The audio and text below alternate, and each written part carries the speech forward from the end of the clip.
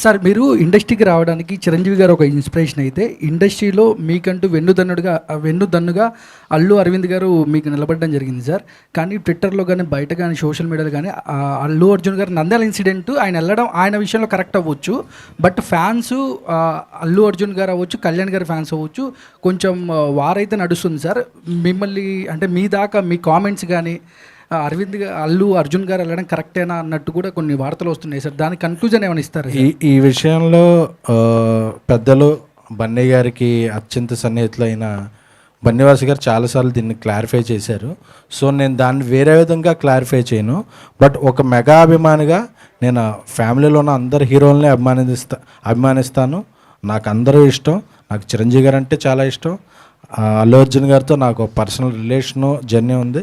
So ఇలాంటివన్నీ మనం ఆ రోజు మాట్లాడుకుంటానికి బాగుంటాయి, కానీ లాంగ్విటీలో అందరూ బాగుండాలి, అందరూ కలిసి ఉంటారు అనేదే ఒక అభిమానిగా నా ప్రగాఢ నమ్మకం, నా కోరిక కూడా. సాయి రాజేష్ గారు సార్ ఇక్కడ సార్ సాయి రాజేష్ గారు బిఫోర్ మూవీస్ చూస్తే పెద్ద చెప్పుకోదగ్గ సినిమాలు కూడా కాదు. బిఫోర్ సంపూర్ణేష్ బాబుతో తీసిన సినిమాలు కానీ, తర్వాత కలర్ ఫోటో తర్వాత ఆయన నిరూపించుకున్నాడు. ఆ తర్వాత ఇప్పుడు బేబీ సినిమా తీయడానికి మీరు ఆయన నమ్మడానికి గల రీజన్ ఏమైనా ఉందా సార్ స్టోరీ చెప్పినప్పుడు? అంటే నా దృష్టిలో ఆ రెండు కూడా చెప్పుకోదగ్గ సినిమాలే అండి. అంటే చెప్పుకోదగ్గ సినిమా అని ఎప్పుడు అనుకుంటాం అంటే, ఒక ఊరు పేరు లేని అసలు ఎవ్వరో ఏంటో తెలియని ఒక అతన్ని పెట్టి సంపూర్ణేష్ బాబుని పెట్టి తీస్తే సంధ్య 35 థియేటర్ 90% ఫుల్ అయింది. సో మనం ఎంతోమంది చెప్పుకోదగ్గ ఆర్టిస్టులు అనుకున్న వాళ్ళవి కూడా సంధ్య థియేటర్ ఈరోజు మార్నింగ్ షో హాఫ్ కూడా ఫుల్ కాని రోజుల్లో ఆయన చేసిన ఎవ్వరూ తెలియని సినిమాకి ఒక జోనర్ క్రియేట్ చేశాడు. సో తనలో నేను ఒక క్రియేటర్ని చూశాను. ఎందుకంటే తనకి ఆర్టిస్టులు దొరికినప్పుడు ఎవరైనా సినిమా చేస్తారు. ఆర్టిస్టులు ఎవరు దొరికినప్పుడు ఒక ఆర్టిస్ట్ని క్రియేట్ చేసిన క్రియేటర్ సాయిరాజ్ గారు.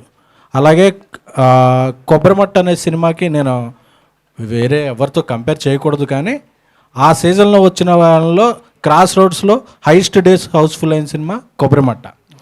సో మనం ఏంటంటే ఒక రిప్యూటెడ్ ఆర్టిస్ట్తో చేసినప్పుడు ఆ డైరెక్టర్లు మనం గొప్పగా చూస్తుంటాం ఆ సినిమాలు ఆడకపోయినా, ఎందుకంటే మన ఫోకస్ అటు ఉంటుంది. బట్ నా ఇదే ఎలా ఉంటుందంటే, నాదే కాదు ఎవరికైనా సినిమా ఎలా తీశారు, ఎవరితో తీసి ఎలా సృష్టించారు అనేది నేను చూడబట్టే బేబీ నాకు వచ్చింది.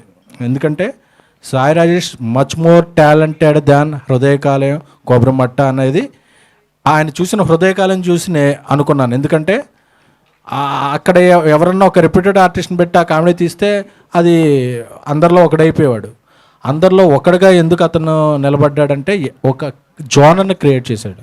సో నాకు బేబీకి నేను ఎంత రెస్పెక్ట్ ఇస్తానో హృదయకాలానికి అంతే రెస్పెక్ట్ ఇస్తాను. ఇప్పుడు ఆపరేషన్ లేకుండానే మోకాళ్లకు ప్లాస్మా ట్రీట్మెంట్, మీ ఆర్థోపెటిక్ సమస్యలన్నిటికీ రోబోటిక్ టెక్నాలజీ ద్వారా తక్కువ ఖర్చుతో శాశ్వత పరిష్కారం, ఫ్రీ కన్సల్టేషన్, ప్రతి ట్రీట్మెంట్ పై 20% డిస్కౌంట్.